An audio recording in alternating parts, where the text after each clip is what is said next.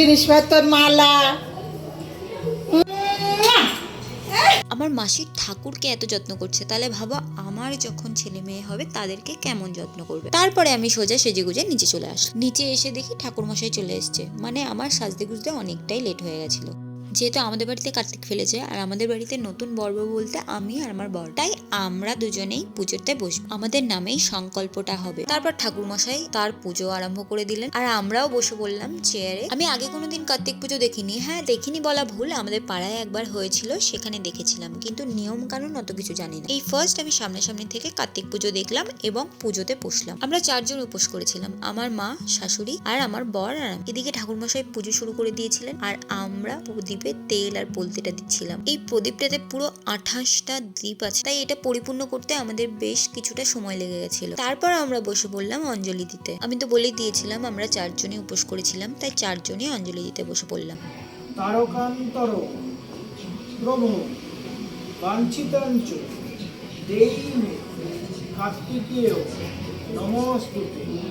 নমো কার্তিকেয় মহাভাগ দৈত্যদর্পণ বিশূদন গুণতয় মহাবাহ নমস্তে শিখিবাহ। নমো কার্তিকেয় মহাভাগ ময়ূরপরি সংস্থিতং দত্তকাঞ্চন বর্ণার্ভাং শক্তিহস্তং বরপ্রদং দ্বিভুজং শত্রুহন্তারং ধনালঙ্কার ভূষিতং প্রসন্ন বদনং দেবং কুমারং পুত্রদায়কং। নমো এষ সচন্দন গন্ধপুষ্প বিল্লপত্রাঞ্জলি। নমো কার্তিকেয় নমো নমঃ।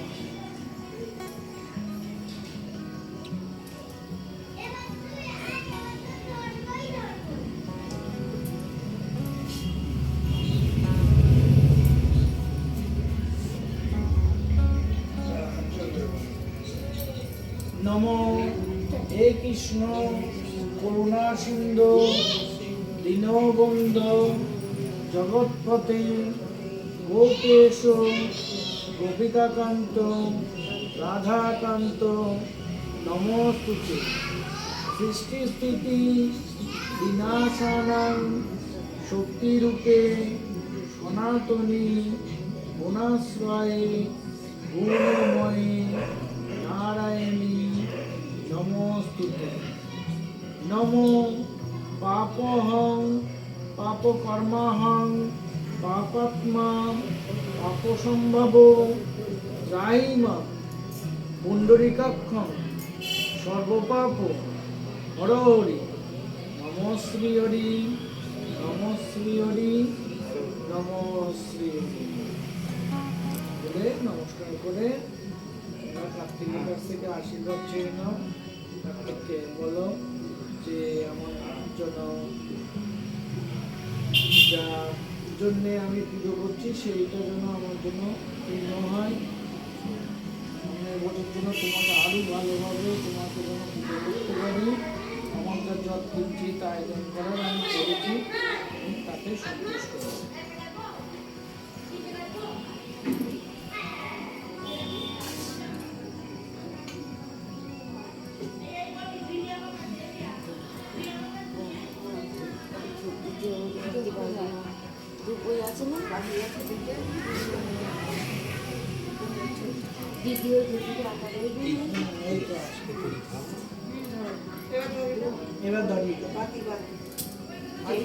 তারপর শুরু হলো আমাদের এই প্রদীপটাকে জ্বালানো। ফার্স্ট আমি কিছুটা জ্বালিয়েছিলাম, তারপর আমার বর কিছুটা জ্বালালো, আমার মা শাশুড়ি সবাই কিছুটা কিছুটা করে জ্বালিয়েছিল, লাস্ট আমি কটা জ্বালিয়েছিলাম।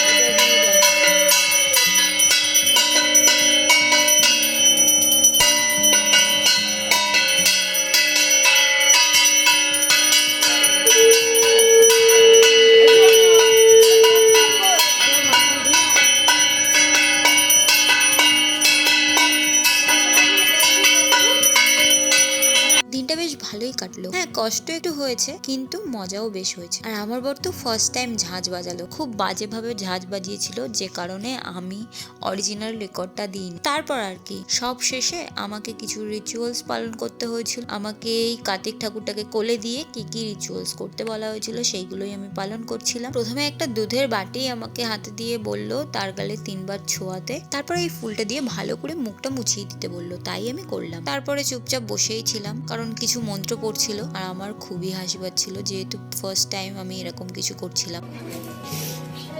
এই তুই এই হচ্ছে যে বস, এখানে চুপ করে বসবি তুই। আমার হাতে একটা বই দেওয়া হলো, সেই বইটা আমি কার্তিক ঠাকুরের মাথার ওখানে রেখে আমাকে বললো যে এটা ঠাকুর ঘরে রেখে। এই ছিল আমার ছোটখাটো একটা কার্তিক ব্লগ। আমার যেটুখানি সম্ভব হয়েছে আমি ছোট ছোট ক্লিপ নিয়ে তোমাদের সাথে শেয়ার করার চেষ্টা। আর কাশ্মীর ব্লগটা আবার আসছে খুব তাড়াতাড়ি। আজকের ভিডিওটা এই অবধি, আবার আসছি নতুন কোনো ব্লগ নিয়ে। ততদিন তোমরা ভালো থেকো, সুস্থ থেকো, সঙ্গে থেকো আর সাবস্ক্রাইব করতে ভুলো